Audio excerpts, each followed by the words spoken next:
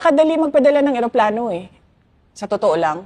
Alam niyo ba nung COVID na panahon, madami ang na-stranded na mga tiga Davao City dito sa Manila?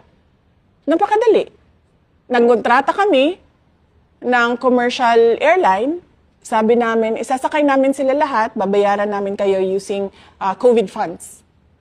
So, ilang beses namin ginawa yun.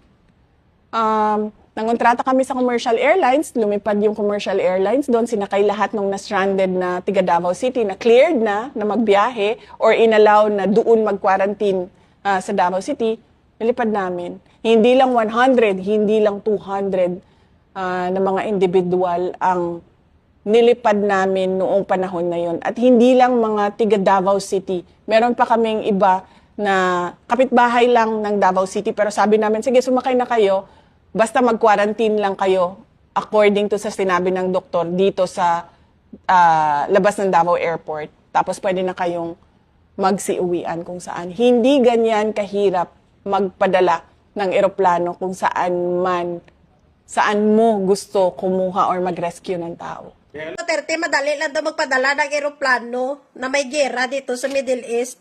Sana ikaw naging piloto, day.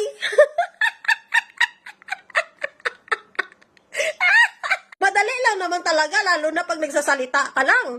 Oh, pero kung iisipin mo yung realidad na may mga missile, iwan ko lang kung madali talaga.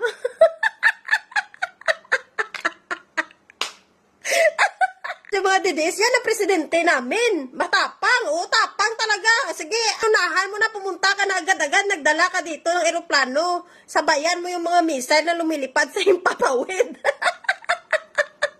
Tapos kinumpare pa talaga yung sa COVID tsaka sa gera. Hindi ba ito talaga nag-iisip? I-compare mo ba yung bomba sa virus? Okay ka lang?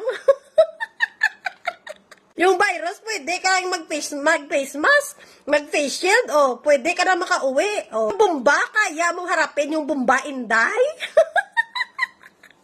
At nakatibay talaga na rin. Ano ni siya man? Avatar? Nakanood mo yan ng Skypie, Sarah. Feeling mo, madali lang lusutan yung mga missile. Kala ko talaga si Sara Duterte mahina lang sa sa interview.